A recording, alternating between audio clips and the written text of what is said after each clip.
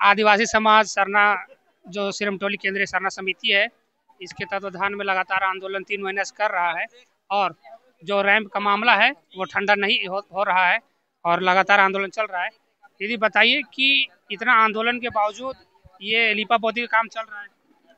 देखिए, ये आंदोलन होने के बावजूद, आदिवासी समाज के उग्र होने के बावजूद भी अगर हेमंत सोरेन सरकार आंख बंद करके बैठी है तो इसका बहुत बड़ा हर्जाना उन्हें भुगतना पड़ेगा। और ये आंदोलन सरहुल तक का नहीं है, ये आंदोलन सरहुल के बाद भी 5 अप्रैल को सारे आदिवासी समाज के लोग यहाँ जुटेंगे और आगे की रणनीति का बड़ा फैसला लेंगे। आज जो ताकत आदिवासी समाज ने दिखाया सरकार के बैरिकेडिंग को तोड़ने का, और जो जबरदस्त जो दिखा प्रदर्शन, हमको लगता है कि इससे पहले फिर कभी नहीं हुआ होगा। बहुत बार आंदोलन हुआ लेकिन बैरिकेडिंग कोई तोड़ नहीं पाया, लेकिन इस बार देखा आदिवासी समाज इतने उग्र थे कि 2-2 बैरिकेडिंग को तोड़कर इस रैंप तक पहुंचे। हम लोग को ऐसा लग रहा था कि रैंप तक हम लोग शायद नहीं पहुंच पाएंगे। और मैं बता दूं कि रैंप पर भी हथौड़ा पड़ा है, 1-2 हथौड़ा पड़ा है, लेकिन ये सिर्फ हमारा एक छोटा सा प्रदर्शन था। अगर अब भी सरकार नहीं चाहती तो ये रैंप आदिवासी समाज फिर से इस पर आंदोलन करके हटाएगा। और अब ये आंदोलन सिर्फ रांची का नहीं है, अब ये राज्यव्यापी आंदोलन बनेगा और पूरे झारखंड में इस आंदोलन को हम लोग आगे बढ़ाने का काम करेंगे। इसलिए कि सरना स्थल सिर्फ एक जगह नहीं है, पूरे झारखंड में सरना स्थल है। अगर एक सरना स्थल पे इस तरह का अतिक्रमण होता है तो हमको लगता है कि पूरे झारखंड के सरना स्थल में धीरे धीरे कब्जा होना शुरू हो जाएगा। 1 तारीख का जो सरहुल जुलूस है उसमें यहाँ आह्वान किया गया काला पट्टा बांध के आया जाए।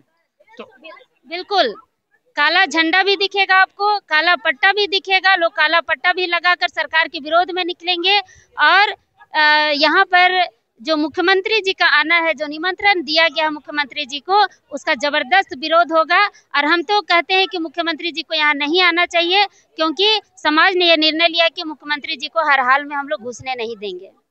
यहाँ यदि मुख्यमंत्री आते तो सरना स्थल पे मुख्यमंत्री जी को घुसने नहीं दिया जाएगा? बिल्कुल नहीं घुसने दिया जाएगा। सिर्फ मुख्यमंत्री जी को नहीं, यहाँ के जितने भी राजनीतिक दल के नेता हैं, विधायक हैं, मंत्री हैं, किसी को भी घुसने नहीं दिया जाएगा, क्योंकि शव यात्रा के माध्यम से हमने उनका अंतिम संस्कार कर दिया है। तो अब वो आदिवासी समाज के लिए मर चुके हैं, तो इस सरना स्थल पे जिंदा होने का नाटक ना करें। आदिवासी समाज अब धीरे धीरे उग्र होते जा रहा है। देख रहे हैं कि आज जैसे बैरिकेडिंग तोड़ा गया, शव यात्रा निकाला गया, तो इसमें और आगे का आंदोलन का स्वरूप, जो 5 तारीख को मीटिंग बुलाया गया है, तो उसका स्वरूप क्या होगा? देखिए, आज सिर्फ रांची के आसपास के लोग रैंप तोड़ने के लिए निकले थे, लेकिन जिस दिन अगर पूरे झारखंड से लोग अगर आ गए रैंप तोड़ने के लिए, तो इतना सब प्रशासन हमारा कुछ नहीं बिगाड़ पाएगा। हम लोग तो देख लें, लाठीचार्ज कीजिए चाहे कुछ भी कीजिए, ये हमारे धर्म संस्कृति परंपरा को बचाने की लड़ाई है, अपने सरना स्थल को बचाने की लड़ाई है, अपने सरना माँ को बचाने की लड़ाई है। तो ये लड़ाई आगे तक जाएगी। सरकार, अभी भी हम कह रहे हैं कि सरकार और प्रशासन इस रैंप को हटा दे। फ्लाईओवर का कहीं विरोध नहीं है, आप फ्लाईओवर ऊपर ले जाइए, हमें कोई दिक्कत नहीं है। रही बात रैंप की, तो रैंप का जो ये जो स्लोप उतरा है, जो रैंप उतरा है, वो रैंप कहीं नक्शा में था ही नहीं।